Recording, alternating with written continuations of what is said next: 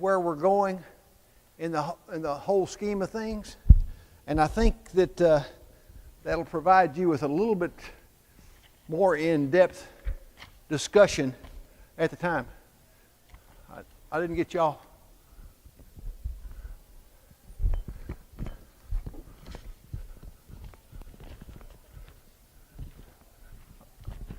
You can't. Everybody hear me okay? Hopefully it won't sputter and clutter and click and clack like it has the last couple of weeks. Everybody be praying for the Paxtons. Sharon's got the COVID. Okay? So we'll be praying for them. Bill hadn't got it yet, but you know, he lives with her, so what do you expect? What a great class, huh? I mean, the class wasn't so much the great class, it was good, very good, but the lead up, looking at our children, our future, man, that's wonderful. I love knowing that we've got a charted future. God has already got us completely charted. So today, we're going to start in Isaiah 47. Am I making too much noise with my body as I move around? Okay. Isaiah 47, 10 through 15 is the lesson as announced, but we're going to probably cheat a little bit and go back over a few things. Isaiah 47, 10 through 15. You have trusted in your wickedness and have said, no one sees me. Your wisdom and knowledge mislead you when you say to yourself, I am, and there is none beside me. Disaster will come upon you, and you will not know how to conjure it away. A calamity will fall upon you, and you cannot ward off with a ransom. A catastrophe you cannot foresee will suddenly come upon you. Keep on then with your magic spells and with your many sorceries, which you have labored at since childhood. Perhaps you will succeed. Perhaps you will cause terror. All the counsel you have received has only worn you out. Let your astrologers come forward, those stargazers who make predictions month by month. Let them save you from what is coming upon you. Surely they are like stubble. The fire will burn them up. They cannot even save themselves from the power of the flame. These are not coals for warmth. This is not a fire to sit by. This is all this is all they are to you. These you have dealt with and labored with since childhood. All of them go on in their error. There is not one that can save you. The lesson starts by asking you to remember something that happened in 1979. How many of you remember the Michelle Martinico murder? 1979. She was born 12 years after her sibling. Her mother had 5 miscarriages, and her mother was 44 when she delivered Michelle. And she was found murdered in a car right before Christmas in 1979. And the family was just destroyed. And their parents went to their grave not knowing who the murderer was. Because in those days, we didn't have DNA evidence. But in 2005, somebody took that cold case, brought it back up, and found DNA evidence. Guess where? Somebody had downloaded their information on a genealogy website, and once they detected the pattern from one of the relatives, they traced it back through that successive relative back to the person who committed the murder. And now, almost 40 years afterwards, they caught him and sent him to jail for the rest of his life. How long, Lord, must I cry for help, but you will not listen, or do not listen, or cry out, vengeance, vengeance? Habakkuk 2:2. You know, and in crying out, we must understand that the Lord has His own timetable. Okay? If you look back at the law and the prophets, we sort of have things put on in our way. We expect things to go in a natural, orderly progression And it just doesn't always happen that way for us, because the Lord's way is over a long time. If you look at David and Solomon, they were each served 40 years, and then the split of the kingdoms, the northern kingdom and the southern kingdom. How long after the northern kingdom was it before the Assyrian exile? Almost 200 years. Almost 200 years. And during that period of time, there were a couple of good kings in the northern kingdom. Not many, but a couple. And most of them were bad. And they didn't cut down the Ashtaroth trees or the Ashtaroth poles. And they allowed all kinds of evil to occur. And God sent his prophets and told them that he was going to take them away. And where did he take them? Assyria. Okay. Do you remember that somebody was sent to Assyria to let them to Nineveh, right? For them to repent. And what did they do? As a city, as a whole city, the city repented. The king repented. But that was before they got the rest of their glory, the rest of their honor, and they puffed themselves back up. And God, in his own natural beauty and wisdom, already had decided that even though they had repented once, he just gave them a little bit more time to hang themselves with. And ultimately, he allowed Assyria to get toppled. Now, who toppled them? Oh yeah, the Babylonian Empire, right? The Babylonians, that the Assyrians went down and conquered and destroyed their city. Yeah, the Assyrians were that strong that they went into Babylonia and destroyed their key city, Babylon. They destroyed it, knocked it completely down. And Sennacherib, see, everybody remember that name, Sennacherib? Who was he? Oh yeah, he was the one that came down and threatened Hezekiah. Okay? He was the one that said, I've got an army out here of almost 200,000 men, and I'm going to razz Jerusalem. Well, what did Hezekiah do? Hezekiah went to Isaiah and said, please, send my petition to the Lord. And what happened? I mean, Hezekiah was a man of pure heart. He worshiped God. He tore down the Ashtaroth poles. He tore down the vile places where evil religion was practiced. Destroyed all that and put about putting Israel back to the Word, trying to make them understand the law and to follow the law. Hezekiah even prayed for his own life, that it was already stamped that he was going to die. And what did God give him? Gave him more time. More time. To do what? To do his will. Hezekiah was perfect in that regard.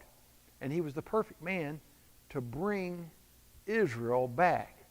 And the perfect man to send Sennacherib home with his tail between his legs, when over 180,000 of his men, 184,000, died one night. Now, I don't know about you. I've seen large-scale death, okay? I've even read about my father's group that went to Bougainville, and there was, in a week, they killed 31,000 Japanese that were coming out of the mountains back down to take Bougainville back from the United States Army, Navy, and Marines. 31,000 they killed in a week. There was so much death that the bulldozers couldn't dig enough trenches to bury all the Japanese in a week. 31,000. But this was 184,000 men one night. One night. When God says it's going to happen, Bubba, it's going to happen. 184,000. Can you imagine the stink of that for the next week or two until they got all those put into the valley of Hinnom, and let them burn down there? 184,000. And Sennacherib went home, and as God had predicted, he was going to die by the sword by his own family. And indeed, those that put him to the sword, ran away, but his son was given the power over Assyria, and it was his progeny that some 30 years later, the Babylonians came in and destroyed Assyria, wiped them off. So Babylon now has become the imminent power. Everybody's looking to Babylon. Babylon this, Babylon that. What happened to Babylon? Well, they took over everybody. They took over Samaria, and they came back from Sumerian wars and went back to Babylon and regrouped and came back, and they were going to come and destroy Jerusalem. Was there any way for Jerusalem to get out from underneath that? No. Who were the kings? The kings were people who did not follow God's word. They were kings that worshiped to other gods. There were kings that made sacrifices of their own children. Made sacrifices of their own children. So, Babylon was already set up by God to do two things. Number one, to destroy Jerusalem, to destroy Judah, to take them captive and bring them back to Babylon, and to destroy Assyria. So they'd already destroyed Assyria, and now they're getting ready to take Jerusalem, and they were successful in doing such without too much trouble, and they destroyed the temple, God's own home. God's own home. He allowed his home to be razed. Okay? That's not really his home. It's his home down here. But no one could understand why he would allow such a thing to occur. The phrase, now we go back into the lesson, because the first part in Isaiah 47, 1 through 10, it tells all this stuff about Assyria and Babylon and how great they were and how puffed up they were. But I think you sort of need to get an idea. Let me go back to Isaiah 47. I'm going to read some more. Come down and sit in the dust, virgin daughter Babylon. Now, sometimes when you see a virgin daughter, it's talking about a country that has never been defeated. But this is not what he's doing. God is making fun, is making fun of Babylon. Come down and sit in the dust, virgin daughter. Sit on the ground without a throne, daughter of Chaldea. For you shall no more be called tender and delicate. Take the millstones and grind mill, removing your veil. He's telling Babylon, you're going to be taking slave jobs. You're going to be lower than low. Strip off your robe, uncover your legs. Uncover your legs. He's saying, you're going to look nasty. Okay? Pass through the rivers. Now, the women who did the wash and stuff down in the rivers, they frequently had their garments float up in the river, so they uncovered their legs. They wrapped it around themselves just so that, and they were naked, essentially out there in the water, in the rivers, during their wash. And he says, I will take vengeance and I will spare no one. Our Redeemer, the one who buys back what your brother lost, the Lord of hosts, his name is the Holy One of Israel. Sit in silence and go into the darkness. He's saying, you're going to be forgotten.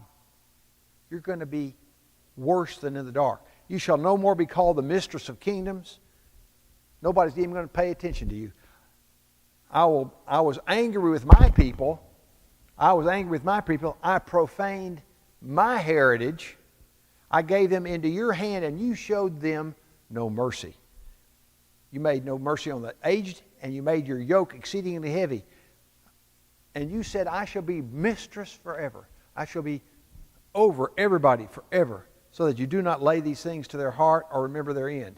Now, therefore, hear this, you lover of pleasures.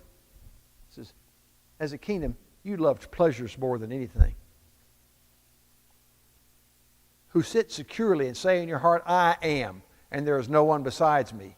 I shall not sit as a widow or know the loss of children. Both of these things shall come upon you in a moment, in one day. The loss of children and widowhood shall come upon you in full measure, in spite of many sorceries and the great power of your enchantments. What happened to Babylon? Persia happened. They came and just absolutely destroyed him. And nobody lived in the city Babylon for hundreds of years. Hundreds of years. It was dust. Totally destroyed. So this is where we are when we start verse 10. You will feel secure in your wickedness. You know, he's saying for the people of that day, listen, understand, I am. You aren't I am. I am. And there is none besides me. That's what Babylon said. They said, I'm a God. But evil shall come upon you. You will not be able to charm it. You see, in that day, they had all these sorcerers and astrologists and astrologers. And they viewed the skies and they marked the stars. And it says further down there, month by month,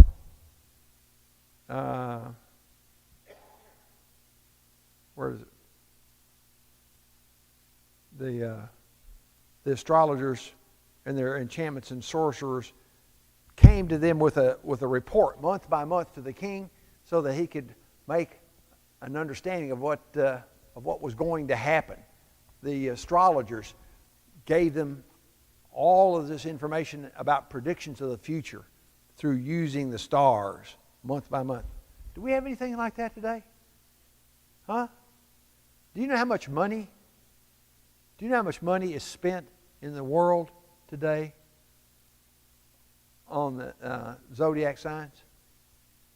$3 billion. $3 billion to put it in the newspapers across the world and to supply the astrologers at various locations, to pay them off, to have them go do their stuff.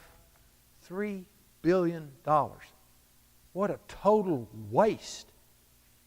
You know, it's really funny that we should have people who are being paid to look at stars to find out how the alignment's going to be today, so that I can go out and buy a new catfish or something. Who knows? I mean, the craziness is that people are believing in this nonsense when God Almighty is out there begging for us to give Him homage. So much so that He gave His only Son to die on a tree so that you could have an opportunity. You could have an opportunity to follow, to be freed from your shackles, to be freed from the slavery that you are in. Because each and every one of us is a slave to sin until we give our lives to Jesus and pick up our cross and follow Him. I am, and there's no one besides me, but evil should come upon you, and you can't charm it away. You know, they've done all they can with their magicians, all they can with their sorcerers. Look at the Egyptians. You know, they were ready for everything in the world. They had astrologers and stargazers and sorcerers, and they could throw down their staff, and their staff could eat the staff of Moses? No. It was the other way around, wasn't it? Moses' staff ate their staff. God is, I am, you ain't. That's what their title should say. I ain't. Because they really couldn't do anything. Stand fast in your enchantments and your sorceries, and you've labored in since your youth. See, they learned all these things from their youth going forward, that all these things were true. Just incredible that people let those study the heavens and stand by and give you the gaze of the stars, and each new moon predict what will befall you. Well, so I'm going to send fire. I am going to send fire, and the fire is going to consume them, you, and it's not a coal for warming yourself. No, this is a fire that's going to, can you say that real good? Wipe you out. Leave nothing standing. Babylon was a desert for hundreds and hundreds of years. So, you who have trusted in your wickedness, you who have trusted in your sorcerers, you who have trusted in all these things, why don't you just make a little checklist of all these things that you've trusted in besides me? Okay? Keep on then with your magic spells and your sorceries. Perhaps you will succeed. Can you believe that Isaiah is saying this stuff to them? He says, yeah, go ahead. Go ahead. You might succeed. Yeah, there's a good hope for you. You know, God might turn his back again for another 150 years. Oh, wait a minute. This is 150 years before all this happened, isn't it? Isaiah predicted all of these things would happen to Babylon 150 years before they actually occurred. They were written up. The Babylonians had them in their hand to be able to read and know that these are the things that God Almighty said were going to happen to them. Magic spells, sorceries? No, I don't think that's going to work. So the fire is going to burn you completely out. Israel could be likened to Michelle Martinico's parents. They didn't know when it was going to occur. They didn't know how it was going to occur. But God listens to those who cry to him. Vengeance is his. It's not ours. The violence that occurs around us, you know, we're all swept up in all this mass tragedies that we've got. God is going to take care of all of those people. God is a suffering God. He has mercy on who he has mercy on. We just have to be patient because he's going to send his messenger to these people. What are we supposed to be doing?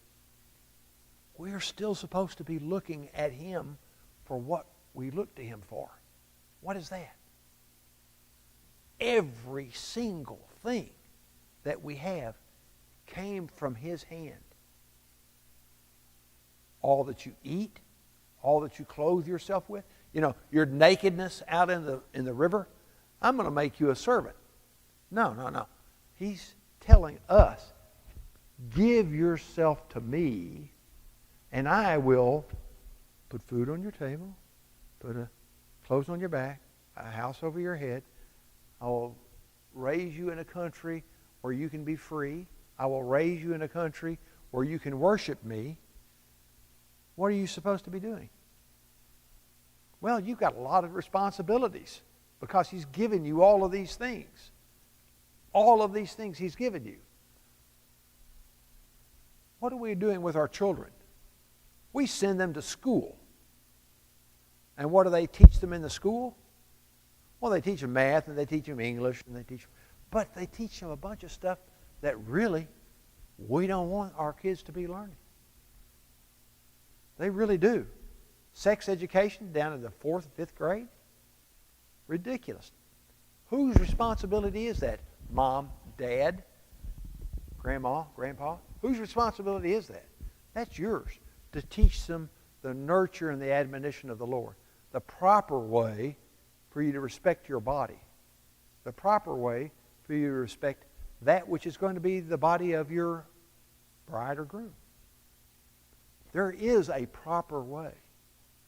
And it's not what they're being taught right now. How much Bible do they hear in school? I can tell you that. Zero. Okay? If they get anything, it's probably a hand-me-down quote from some other American Revolution author who quoted from the Bible. We have started. I'm sorry, this is off the lesson. The lesson's essentially over. The lesson today is to learn that in Isaiah's time, he already was telling you about what's going to happen to Babylon. Now, there's Babylon. There's three Babylons, right? The first one was Babylon, the kingdom that was destroyed. The second was Babylon in Revelations. Okay? What's the third Babylon? The second Babylon is pretty easy. We have a lot of contention about what it says about the great Babylon in Revelations. But there's a third Babylon. And you actually live in the third Babylon. The third Babylon is where man comes up and treats everything around him as something that is his, that we are in control. Not just the king or the president or the power. We, mankind, we are in control. Don't let that Babylon sweep over you. Okay? Because it's doing it right now in this country. And it's not just this country. It's every country in the world. Trust me, everybody is trying to put God into a far back room, dark corner. They are trying their best to shut him out. That's the current Babylon. Mankind is great. Mankind will succeed. Mankind will conquer. We'll conquer COVID. We'll conquer all the stars, and we'll go everywhere. We are in control. Don't let yourself be lured into that particular kingdom, because that kingdom will fail just like this Babylon. I am? No, you aren't. And you're not going to be. You need to be paying attention. And while you're at paying attention, maybe we ought to be doing something to try to get ready for a future that it's going to be forced down your throats. It may not be in our generation, but our children or our children's children. We've got to be planning. We've got to be teaching. As in Deuteronomy 6, 1 through 9. From the rising to the falling, from getting up to going to the table, every single time, every single opportunity, we need to be teaching God, Jesus, who came and died for us. It is our responsibility to make sure that our children learn. They go to school 8 hours a day. You know why they go to school 8 hours a day? Babysitting service. Because they get about 2 hours worth of teaching in 8 hours. They get about 2 hours of real teaching. That's the reason why we're falling further and further behind the scholastic measures that occurred in the 60s. Okay? Because there's less and less being taught. They're taking more and more time to do less and less. But they are taking more and more time to teach them things other than what they're really being led to believe they're teaching. So, for those who have ears to hear, those who have eyes to see, let them see, let them hear. It says, "Hear, O Israel." I think that really the better interpretation of that is, understand, O Israel. Understand, O Christian. Understand what we are supposed to be about.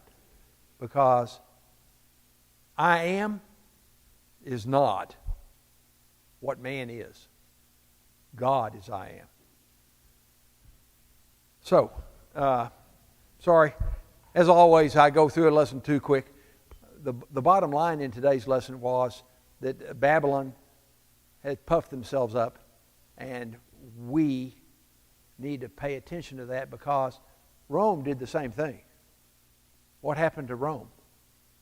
Rome was all puffed up.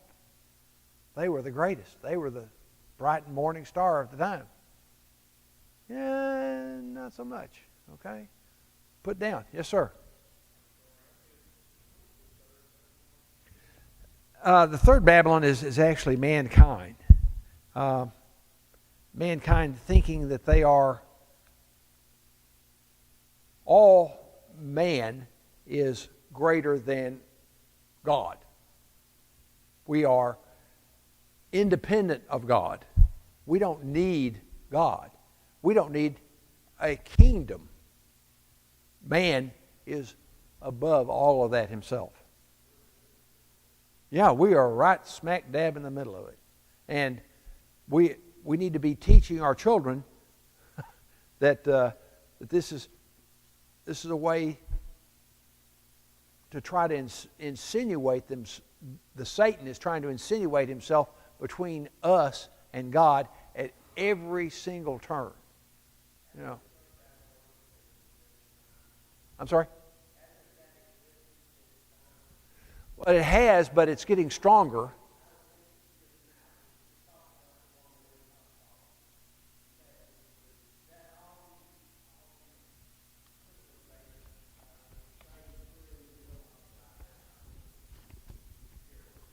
Yeah, I think the big deal about all those empires is that is each and every empire has set themselves up.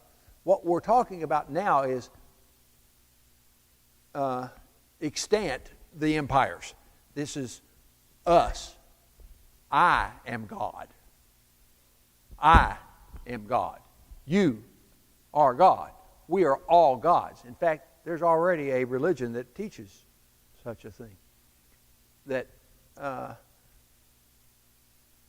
it's important for us to understand that you can be living in a kingdom like the USA and still think that you are better and above the USA, which is sort of what's happening with all the violence. You know, I'm above all of that. I'm above everything else. I can do whatever I want because I am. See? I mean, that's the whole thing, I am. Doesn't matter that I am still depends upon somebody else to give him money, but I am is above all those things. I can do what I want because I am. And I think that's one of the things that that Babylon, the third Babylon, teaches is that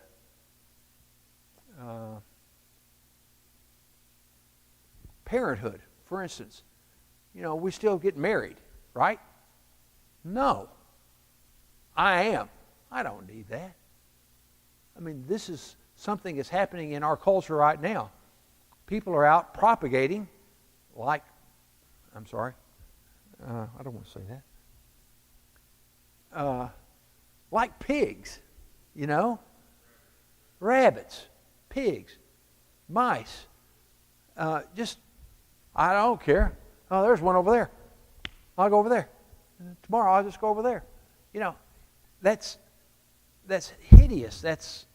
That kind of adulterous behavior is quite foreign to me.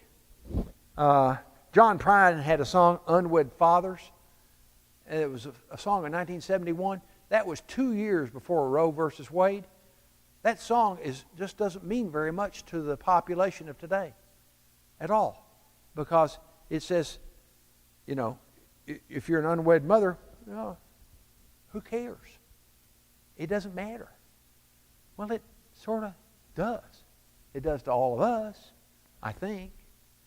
But it doesn't to all of them. All the I ams. And I think it's really important for us to clarify that we are not an I am. He is. God is. Jesus and God are one. And the Spirit is with us to remind us that He is part of that trio. Babylon the Great has fallen. Babylon of the Roman time, that's fallen. Now the Babylon that we're looking at right now is Babylon. All of mankind is above all of anybody else. I can do whatever I want. This is 1984, but without a country. The torture that occurs is the torture of your own mind. Sorry. That's it. I'm sorry. I ain't got anything else for today. Next week, instead of Bill Paxson teaching, we're having a visiting guy come in from the International Gospel Hour. Bill Archer's coming. He's going to be teaching this class because he's got something to say, and I think that it's okay for us to miss next week's lesson to listen to Bill. I think that he's got something really good to tell us about what the International Gospel Hour is still doing, and he's a great teacher. Thank you for your for listening to me, and as I babble on today about this craziness that is Babylon. I am babbling about Babylon.